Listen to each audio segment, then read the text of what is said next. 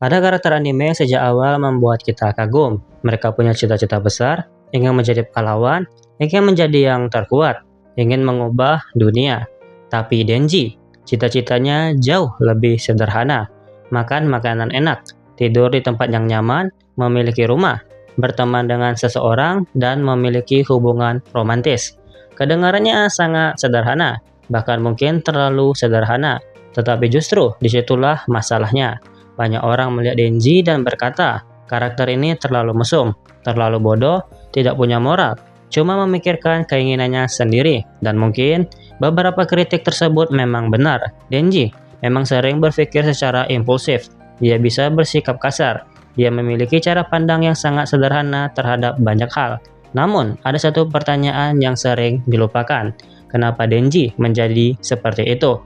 Karena jika kita ingin menghakimi Denji, kita harus terlebih dahulu memahami kehidupan yang membentuk dirinya.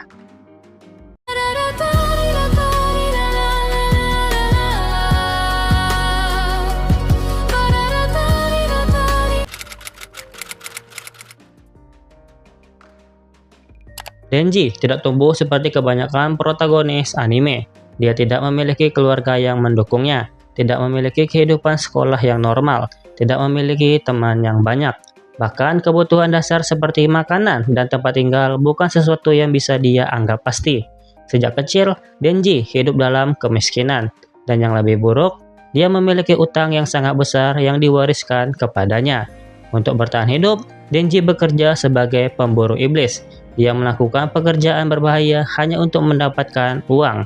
Bayangkan, seorang anak yang seharusnya memikirkan sekolah, tetapi justru harus memikirkan apa aku bisa makan hari ini. Itulah dunia Denji.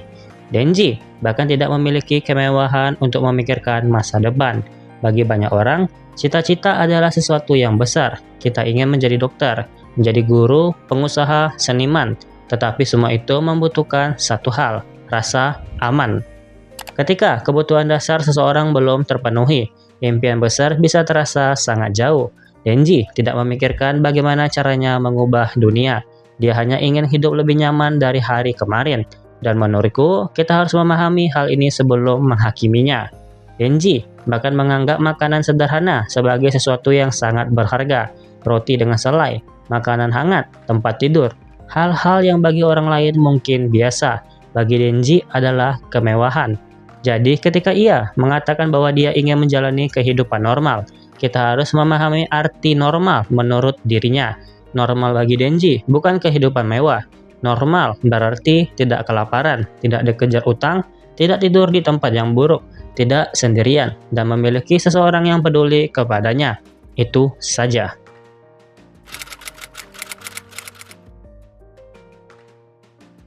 Sebelum bertemu public safety, Denji memiliki Pochita. Pochita bukan sekedar hewan peliharaan. Pochita adalah teman, keluarga, partner, seseorang yang berada di samping Denji ketika hampir tidak ada orang lain. Hubungan mereka menjadi sangat penting karena memperlihatkan satu hal. Denji sebenarnya mampu mencintai. Dia bukan manusia tanpa perasaan. Dia bukan orang yang hanya memikirkan dirinya sendiri. Dia hanya tidak pernah memiliki kesempatan untuk belajar mengekspresikan perasaannya dengan cara yang sehat. Ketika Denji kehilangan Pochita, hidupnya berubah. Dan ketika Pochita kemudian menjadi jantungnya, Denji mendapatkan kesempatan untuk terus hidup. Tetapi kehidupan baru tersebut juga membuka pintu menuju dunia yang jauh lebih besar. Denji bertemu Makima, dan disinilah kita mulai melihat sisi lain dari dirinya.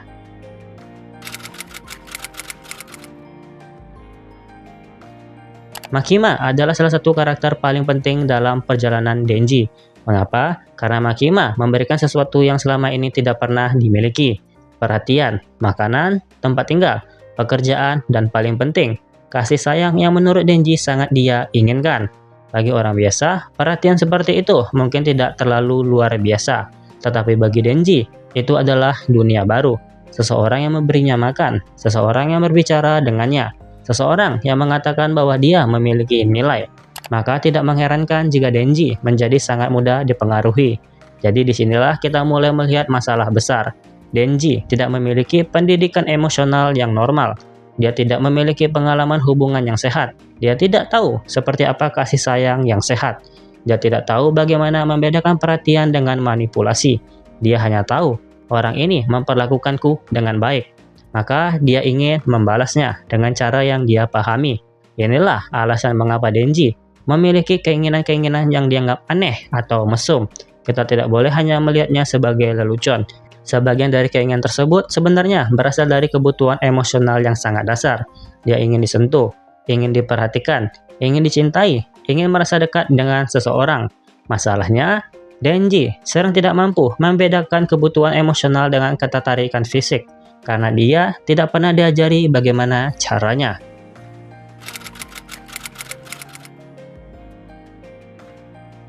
Sekarang kita masuk ke kritik yang paling sering diberikan kepada Denji. Dia mesum, dan ya, Denji memang memiliki pikiran dan keinginan yang sangat seksual.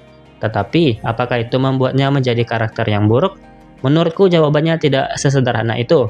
Karena ada perbedaan antara memiliki keinginan dan memperlakukan orang lain dengan buruk. Denji sering mengatakan hal-hal yang vulgar. Ia memiliki fantasi, terkadang bersikap impulsif. Tetapi, perkembangan karakter Denji justru menunjukkan bahwa keinginan fisik bukanlah satu-satunya hal yang dia cari. Dia perlahan memahami bahwa kedekatan dengan seseorang tidak otomatis memberikan kebahagiaan. Dan ini penting. Pada awal cerita, Denji menganggap banyak hal secara sangat sederhana. Jika aku mendapatkan apa yang kuinginkan, aku akan bahagia. Kalau aku bisa makan enak, aku bahagia. Kalau aku memiliki rumah, aku bahagia. Kalau aku bisa mendapatkan pasangan, aku bahagia. Tetapi, semakin banyak hal yang dia dapatkan, semakin dia menyadari bahwa kebahagiaan tidak sesederhana itu. Karena masalah sebenarnya bukan apa yang Denji inginkan. Masalahnya adalah apakah Denji tahu apa yang sebenarnya dia butuhkan? Dan jawabannya seringkali tidak.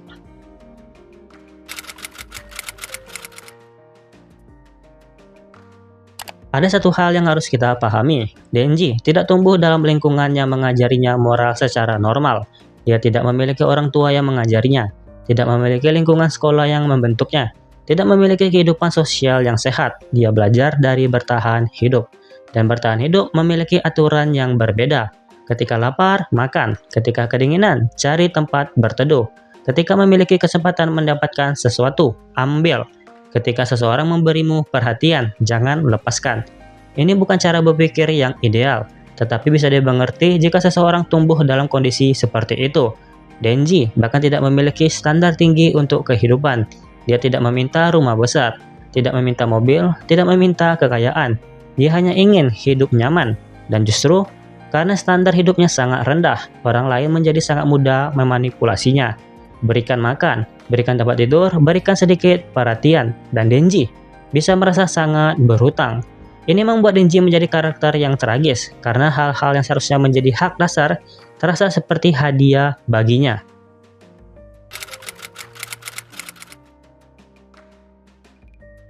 Iya, Denji bisa egois, tetapi pertanyaannya, seberapa egois? Ia sering memikirkan keinginannya sendiri, tetapi kita juga melihat bahwa ia peduli kepada orang-orang tertentu.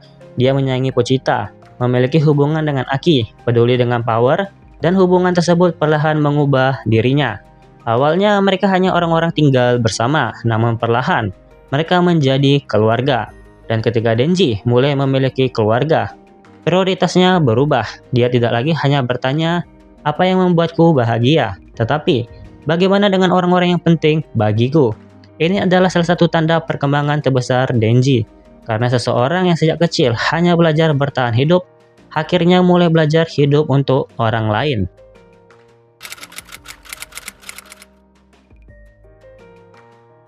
Hubungan Denji dengan Aki adalah salah satu hubungan paling penting dalam cerita. Awalnya mereka tidak cocok. Aki melihat Denji sebagai anak bermasalah. Denji melihat Aki sebagai orang yang terlalu serius. Mereka sering bertengkar, tetapi perlahan hubungan mereka berubah. Mereka mulai tinggal bersama, makan bersama, berinteraksi setiap hari, dan tanpa mereka sadari, mereka menjadi keluarga. Ini penting karena Aki memberikan sesuatu yang berbeda dari Makima. Aki tidak sekedar memberikan hadiah kepada Denji, dia mengajarinya kehidupan sehari-hari, tanggung jawab, kebersamaan, dan hubungan yang tidak selalu didasarkan pada transaksi. Denji mulai memahami bahwa keluarga bukan hanya orang yang memiliki hubungan darah, Keluarga juga bisa menjadi orang-orang yang memilih untuk tetap bersama kita.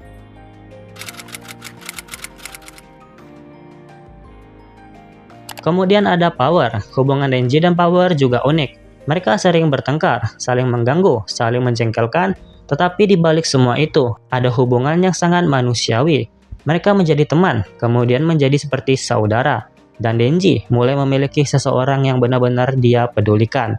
Ini membuat tragedi yang terjadi kemudian menjadi semakin berat. Karena untuk pertama kalinya, Denji memiliki sesuatu yang bisa hilang. Dan kehilangan adalah sesuatu yang belum pernah benar-benar dia pahami. Sebelumnya, Denji terbiasa hidup tanpa banyak hal, tetapi sekarang dia memiliki sesuatu. Dan ketika seseorang sudah memiliki sesuatu yang sangat berharga, kehilangan menjadi jauh lebih menyakitkan.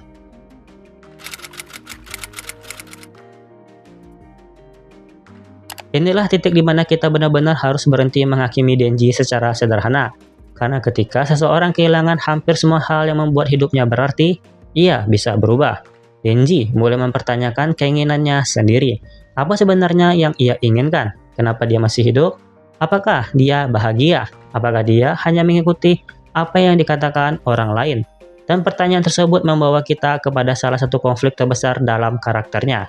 Denji selama ini mengira bahwa dia menginginkan kebebasan, tetapi ternyata dia sering hanya berpindah dari satu orang yang mengendalikan dirinya ke orang lain. Dulu dia dikendalikan oleh kemiskinan, kemudian oleh pekerjaan, kemudian oleh Makima.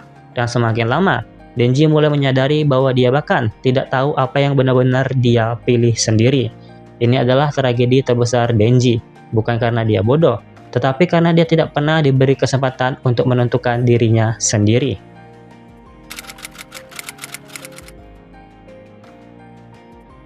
Sekarang kita kembali kepada pertanyaan utama, apakah Denji pantas dihakimi? Jawabannya iya, tetapi kita harus tahu apa yang sedang kita hakimi. Kalau Denji melakukan sesuatu yang salah, kita boleh mengatakan itu salah. Kita tidak perlu membenarkan semua tindakannya hanya karena masa kecil yang buruk. Masa lalu bisa menjelaskan seseorang, tetapi tidak otomatis menghapus tanggung jawab. Namun, kita juga tidak boleh melihat Denji hanya dari kesalahan-kesalahannya. Karena orang yang sama juga mampu mencintai, mampu berduka, mampu melindungi, mampu membangun hubungan, dan mampu berubah. Denji bukan karakter yang memiliki moral sempurna. Justru sebaliknya, moralnya sering kacau, tetapi dia terus belajar. Dan menurutku, itulah inti dari Denji. Dia bukan karakter yang sudah mengetahui jawaban kehidupan. Dia adalah karakter yang baru belajar mengajukan pertanyaan.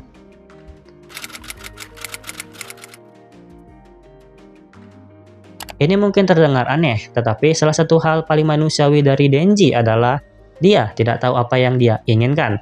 Kita sering menganggap orang harus memiliki tujuan hidup yang jelas, harus memiliki cita-cita, harus tahu ingin menjadi apa. Tetapi, bagaimana jika seseorang tidak pernah diberi kesempatan untuk memikirkannya? Denji tidak pernah memiliki kemewahan tersebut. Dia terlalu sibuk bertahan hidup. Maka, ketika akhirnya memiliki kebebasan, dia kebingungan. Dia mulai mengejar berbagai keinginan, mencoba berbagai hal, dan perlahan menyadari bahwa tidak semuanya membuatnya bahagia. Itu bukan berarti Denji bodoh. Itu berarti Denji sedang belajar, dan proses belajar seperti itu memang berantakan.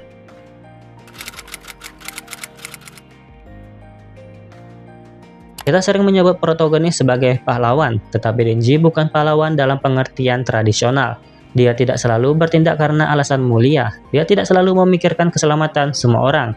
Kadang dia bertarung karena ingin mendapatkan sesuatu. Kadang dia bertarung karena marah. Kadang dia hanya ingin hidup. Dan justru itu yang membuatnya berbeda.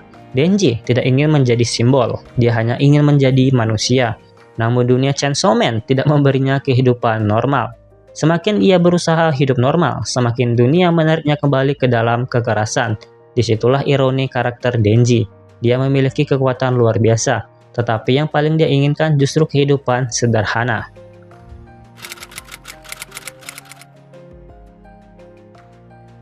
Karena Denji bukan karakter yang mudah dimasukkan ke dalam kategori baik atau buruk, dia bisa egois, tetapi bisa peduli. Dia bisa vulgar, tetapi juga polos. Dia bisa brutal, tetapi tidak selalu kejam. Dia bisa dimanipulasi, tetapi perlahan belajar melawan. Dia bisa melakukan kesalahan, tetapi tidak berhenti belajar. Dan mungkin, itulah yang membuat Denji terasa manusiawi. Kita sering ingin melihat karakter memiliki prinsip yang kuat, tetapi Denji justru dibangun dari kekosongan. Dia harus mengisi kekosongan tersebut sendiri, dan prosesnya tidak selalu indah. Kadang dia membuat keputusan yang salah, kadang dia mengejar sesuatu yang tidak seharusnya dia butuhkan. Kadang dia salah memahami perasaannya sendiri, tetapi itulah proses pertumbuhan.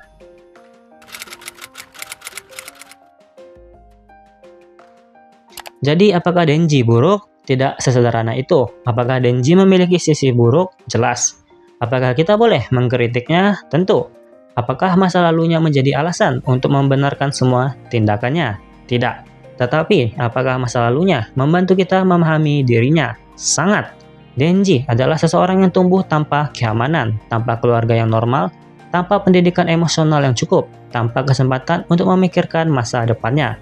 Dia hanya tahu bagaimana cara bertahan hidup, dan ketika akhirnya mendapatkan kesempatan untuk hidup, dia harus belajar semuanya dari awal. Cara berteman, cara mencintai, cara berduka, cara menentukan keinginannya sendiri, dan bahkan cara memahami dirinya sendiri.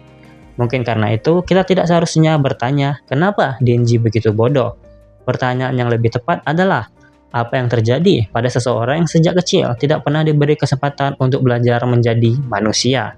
Dan jawabannya ada di dalam Denji. Dia kacau, dia impulsif, dia kadang menyebalkan, dia bisa egois, tetapi juga bisa mencintai, bisa peduli, bisa berubah, dan bisa belajar. Denji tidak memulai hidup dengan kesempatan yang sama seperti orang lain. Dia tidak memiliki kemewahan untuk memikirkan masa depan. Dia bahkan tidak tahu seperti apa kehidupan normal. Tetapi sedikit demi sedikit, dia mulai membangun definisinya sendiri tentang kebahagiaan. Bukan lagi sekedar makanan, bukan sekedar tempat tidur, bukan sekedar perhatian seseorang, tetapi hubungan, keluarga, kebebasan, dan kemampuan untuk menentukan hidupnya sendiri. Jadi, jika kita ingin menghakimi Denji, silahkan kritik kesalahannya, pertanyakan keputusannya, jangan romantisasi semua perilakunya, tetapi jangan juga mengabaikan perjalanan yang membentuknya. Karena Denji bukan karakter yang meminta kita berkata, "Aku ingin menjadi seperti Denji." Dia justru membuat kita bertanya, kalau aku tumbuh dalam kehidupan seperti Denji, apakah aku akan menjadi orang yang lebih baik? Dan pertanyaan itu tidak mudah dijawab, karena mungkin kita terlalu cepat menghakimi seseorang berdasarkan perilakunya, tanpa pernah bertanya tentang kehidupan yang membentuk perilaku tersebut. Denji tidak lahir dengan pemahaman tentang dunia. Dia harus belajar melalui pengalaman. Kadang pengalaman itu indah, kadang menyakitkan, dan kadang terlalu mahal. Namun pada akhirnya, perjalanan Denji bukan tentang menjadi manusia sempurna, bukan tentang menjadi pahlawan, bukan tentang menjadi orang yang selalu mengambil keputusan benar, melainkan tentang satu hal, belajar memilih untuk dirinya sendiri. Karena setelah seluruh hidupnya dikendalikan oleh keadaan dan orang lain, mungkin kebebasan terbesar yang dimiliki Denji bukanlah menjadi Chainsaw Man, bukan memiliki kekuatan, bukan menjadi terkenal, tetapi bisa menatap hidupnya sendiri dan berkata, ini pilihanku. Dan mungkin itulah hal yang paling manusiawi dari Denji.